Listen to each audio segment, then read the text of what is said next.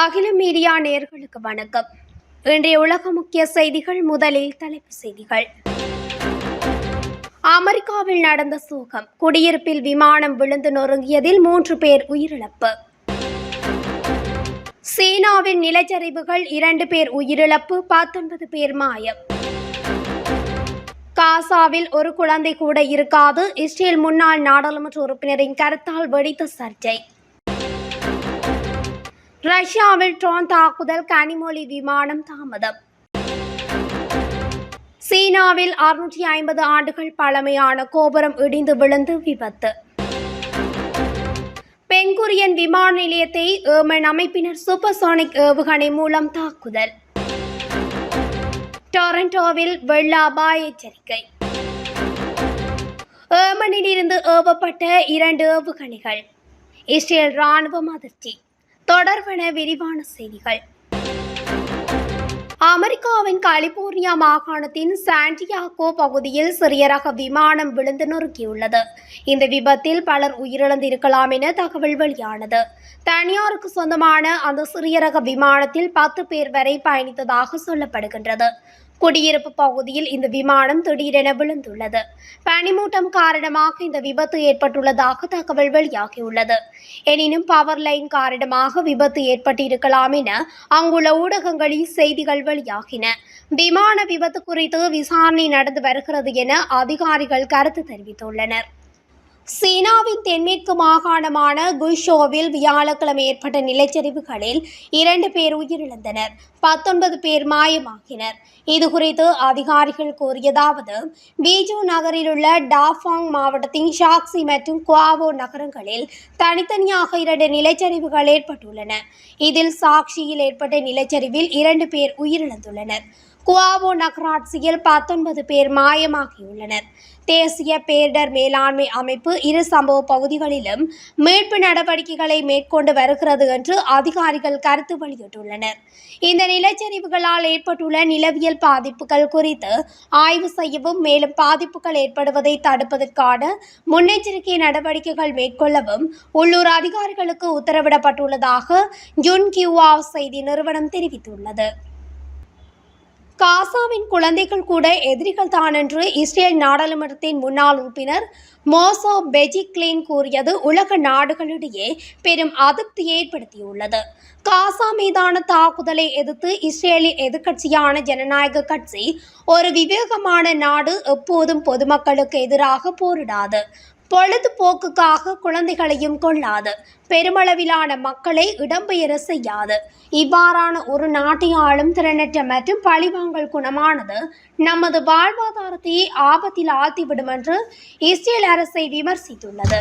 அதனை அடுத்து அந்நாட்டு நாடாளுமன்றத்தில் முன்னாள் உறுப்பினர் மோஷோ பெஜிக்லின் தெரிவித்ததாவது: காசாவில் உள்ள ஒவ்வொரு குழந்தையும் எதிரிகத்தான் என்றும், காசாவில் ஒரு குழந்தை கூட இருக்கக்கூடாது என்றும், நாங்கள் காசாவை ஆக்கிரமித்து அங்கு குடியேற வேண்டும் என்றும், இதனை தவிர வெற்றி என்று வேறு எதுவும் இல்லை என்று அவர் குறிப்பிட்டுள்ளார். மோசோவின் இந்த கருத்தானது பல்வேறு தரப்பினரிடையே பெரும் எதிர்ப்பை கிளப்பியுள்ளது. காசா மீது இஸ்ரேல் படை தொடர்ந்து தாக்குதல் நடத்தி வருகிறது. தாக்குதலை நிறுத்துமாறு உலக நாடுகள் பலவும் கோரிக்கை விடுத்திருந்தாலும் கூட அதனை இஸ்ரேல் கண்டுகொள்வதாக இல்லை. இதனிடையே காசா மீதான இஸ்ரேலின் கொடூர தாக்குதலை ஏற்றுக்கொள்ள முடியாது என்று இங்கிலாந்து, பிரான்ஸ், கனடா நாடுகள் இஸ்ரேலுக்கு எதிராக எதிர்ப்புகளை தெரிவித்துள்ளன. இதனை அடுத்து அந்த நாடுகள் மனிதாபிமானத்தின் தவறான பக்கத்தில் இருப்பதாக கூறி இஸ்ரேல் பிரதமர் பெஞ்சமின் நெதன்யாகுவுக்கு எதிராக பல நாடுகள் கண்டனம் தெரிவித்துள்ளார்கள். ரஷ்யாவின் மாஸ்கோவை குறிவைத்து உக்ரைன் நடத்திய ட்ரோன் தாக்குதலால் கனிமொழி தலைமையிலான எம்பிக்கள் சென்ற விமானம் தாமதமாக தரையிறங்கியுள்ளது. ரஷ்யா உக்ரைன் இடையே 3 ஆண்டுகளுக்கு மேலாக போர் நடைபெற்று வரும் நிலையில் கடந்த சில நாட்களாகவே தீவிரமான ட்ரோன் தாக்குதல்களை இரு நாடும் நடத்தி வருகின்றது. ரஷ்யாவின் தலைநகர் மாஸ்கோ உட்பட பல்வேறு மாகாணங்களை குறிவைத்து தொடர்ந்து 2வது நாளாக வியாழக்கிழமை இரவும் உக்ரைன் ட்ரோன் தாக்குதல் நடத்தியுள்ளது. ரஷ்யாவின் 10 மாகாணங்களை குறிவைத்து உக்ரைன் அனுப்பிய 105 ட்ரோன்களையும் சுட்டு வீழ்த்தியுள்ளதாக அந்நாட்டு பாதுகாப்புத்துறை தெரிவித்துள்ளது. ட்ரோன் தாக்குதலை தொடர்ந்து மாஸ்கோ உட்பட ரஷ்யாவின் பல்வேறு மாகாணங்களில் விமான சேவை நேற்றிரவு 3 மணி நேரத்துக்கு மேலாக பாதிக்கப்பட்டுள்ளது. ஆபரேஷன் சிந்தூர் விவகாரத்தை எடுத்துரைப்பதற்காக ரஷ்யாவின் தலைநகர் மாஸ்கோவுக்கு நேற்று பயணம் செய்த கனிமொழி தலைமையிலான இந்திய எம்பிக்கள் சென்ற விமானமும் தரையிறங்குவதில் சிறிது தாமத நிலை ஏற்பட்டுள்ளது. சில மணி நேரங்களில் இந்திய எம்பிக்கள் சென்ற விமானம் பாதுகாப்பாக தரையிறங்கிய நிலையில் அவர்களை இந்திய தூதரக அதிகாரிகள் வரவேற்று பத்திரமாக ஹோட்டலுக்கு அழைத்து சென்றனர். இந்திய எம்பிக்கள் குழுவினர் இன்று ரஷ்ய வெளியுறவுத்துறை அமைச்சரை நேரில் சந்திக்க உள்ளதாகவும் குறிப்பிட்டுள்ளது. சீனாவின் அன்கியூப் மாகாணத்தில் பல்வேறு சுற்றுலா தலங்கள் அமைந்துள்ளன.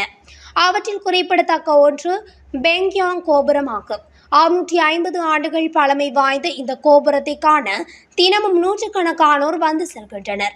ஏராளமானோர் அங்கு சுற்றுலா சென்றிருந்த நிலையில் திடீரென அதன் மேற்கூரை சரிய தொடங்கியது. இதனை பார்த்த பொதுமக்கள் அங்கிருந்து அலறி அடித்துக் கொண்டு ஓட்டம் பிடித்தனர்.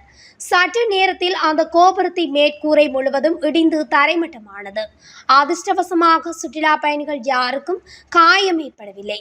இந்த பெங்கியாங் கோபுரம் கடந்த 1995ஆம் ஆண்டு புனரமைக்கப்பட்டு மக்களின் பயன்பாட்டுக்கு கொண்டுவரப்பட்டது. ஆனால் தற்போது மேற்கூரை இடிந்து விழுந்ததால் உள்ளூர் நிர்வாகம் இது குறித்து விசாரணை நடத்தி வருகின்றது. ஆக்கிரமிக்கப்பட்ட பாலஸ்தீன பகுதிகளில் உள்ள பென்குரியன் விமான நிலையம் சூப்பர்சோனிக் பாலிஸ்டிக் ஏவுகணையால் குறிவைக்கப்பட்டதாக ஏமன் படைகளின் செய்தி தொடர்பாளர் தெரிவித்துள்ளார். ஏமன் படைகளுக்கான செய்தி தொடர்பாளர் யாக்யா சாரி ஒரு அறிக்கையில் டெல் அவிவ் புறநகர் பகுதியில் உள்ள ஆக்கிரமிக்கப்பட்ட யாஃபா பகுதியில் உள்ள பென்குரியன் விமான நிலையத்தை கைபர்சோனிக் பாலிஸ்டிக் ஏவுகணை மூலம் குறிவைத்து ஏமன் ராணுவ படைகள் ஒரு தரமான ராணுவ நடவடிக்கையை மேற்கொண்டதாக குறிப்பிட்டுள்ளார். இந்த நடவடிக்கைகள் வெற்றிகரமாக இலக்கை அடைந்ததாகவும் மில்லியன் கணக்கான சியோனிஸ்டுகள் தங்குமிடங்களுக்கு தப்பிச் சென்று விமான நிலைய போக்குவரத்தை நிறுத்தியதாகவும் ஏமன் அமைப்பினர் செய்தி தொடர்பாளர் வெளியிட்ட அறிக்கையில் மேலும் தெரிவிக்கப்பட்டுள்ளது. காசாவில் தினசரி நடக்கும் படுகொலைகளை எதிர்கொள்ளும் போது மௌனம் காப்பது எதிரிகளுக்கு அவமானத்தையும் பாதிப்பையும் ஏற்படுத்தும் என்று யாக்யா சாரி வலியுறுத்தினார். ஏமன் நடவடிக்கை தொடரும் என்றும் மேலும் கடவுளின் கிருபையால் காசா மீதான ஆக்கிரமிப்பு முடிவுக்கு வரும் வரை மற்றும் என்க்ளோவ் பகுதியில் முற்றுகை நீக்கப்படும் வரை தீவிரப்படுத்தப்படும் என்றும் அவர் அடிக்கோடிட்டு காட்டினார். இஸ்ரேல் ஆக்கிரமித்துள்ள பகுதிகளுக்கு எதிராக ஏவுகணை மற்றும் ட்ரோன் தாக்குதல்களை நடாத்தி காசாவுக்கு ஏமன் அமைப்பினர் அசைக்க முடியாத ஆதரவை வெளிப்படுத்தி வருகின்ற நிலையில் இவ்வாறு பென்குரியன் விமான நிலையத்தை நோக்கி ஏமன் சூப்பர்சோனிக் ஏவுகணை மூலம் குறிவைத்ததால் இஸ்ரேல் பேரதிர்ச்சி அடைந்துள்ளது. கனடா சுற்றுச்சூழல்துறை டொரண்டோ நகரில் தீவிர மழை எச்சரிக்கையை வெளியிட்டுள்ளது. இன்று மாலை வரை நகரின் சில பகுதிகளில் அதிகபட்சமாக 60 மில்லிமீட்டர் மழை பெய்யக்கூடும் என எதிர்பார்க்கப்படுகின்றது. இன்று முற்பகலில் மட்டுமே சுமார் 35 மில்லிமீட்டர் மழை பதிவாகியுள்ளது. மேலும் டான்வேலி பார்கேவுக்கு கிழக்கில் உள்ள பகுதிகளில் கூடுதல் 20 மில்லிமீட்டர் மழை இன்னும் பெய்யும் என தெரிவிக்கப்பட்டுள்ளது. மாலை நேரத்தில் மழை குறைந்து வரும் என்று எதிர்வு கூறப்பட்டுள்ளது. அதிக மழை காரணமாக சாலை பகுதிகளில் தண்ணீர் தேங்கி நிற்கும் நிலை மற்றும் விரைவான வெள்ளம் ஏற்பட வாய்ப்பு உள்ளது என அறிவிக்கப்பட்டுள்ளது. சிறிய ஆறுகள், சுனைகள் மற்றும் தாழ்வான இடங்களில் உள்ள குடியிருப்புகள் வெள்ள அபாயத்தில் உள்ளன. நதிகள் மற்றும் வாய்க்கால்கள் அருகே நிலச்சரிவுகளும் ஏற்படலாம் என எதிர்வு கூறப்பட்டுள்ளது. இன்று அதிகபட்ச வெப்பநிலை 11 பாகை செல்சியஸை கடக்காது என தெரிவிக்கப்படுகின்றது. ஏமனில் இருந்து ஏவப்பட்ட 2 ஏவுகணைகளை இஸ்ரேல் ராணுவம் இடைமறித்ததாகவும் ஈரானுடன் இணைந்த கவுதிகள் தாக்குதல்களை அதிகரித்துள்ளதால் வியாழக்கிழமை ஜெருசலேம் மற்றும் ஆக்கிரமிக்கப்பட்ட மேற்கு கரை உட்பட நாடு முழுவதும் 2 முறை சைரன்கள் ஒலித்ததாகவும் இஸ்ரேல் ராணுவம் தெரிவித்துள்ளது. கவுதி ராணுவ செய்தி தொடர்பாளர் யாக்யா சாரி கூறுகையில் அந்த குழு இஸ்ரேலின் பென்குரியன் விமான நிலையத்தை நோக்கி ஒரு பாலிஸ்டிக் ஏவுகணையையும் டெல் அவிவ் பகுதியை நோக்கி 2 ட்ரோன்களையும் ஏவியுள்ளது. ஏமன் மீதான இஸ்ரேலிய தாக்குதல்களால் பின்வாங்காத கவுதிகள் செங்கடலில் அமெரிக்க கப்பல்கள் மீதான தாக்குதல்களை நிறுத்த அமெரிக்காவுடன் போர் நிறுத்தத்திற்கு ஒப்புக்கொண்ட போதிலும் இஸ்ரேல் மீது தொடர்ந்து துப்பாக்கிச்சூடு நடத்துவோம் என்று இஸ்ரேலுக்கு எச்சரிக்கை விடுத்துள்ளது. இத்துடன் அகில மீடியாவின் இன்றைய உலக முக்கிய செய்திகள் நிறைவடைகின்றன. தொடர்ச்சியாக செய்திகளை அறிந்து கொள்ள அகில மீடியாவுடன் இணைந்திருங்கள். நன்றி, வணக்கம்.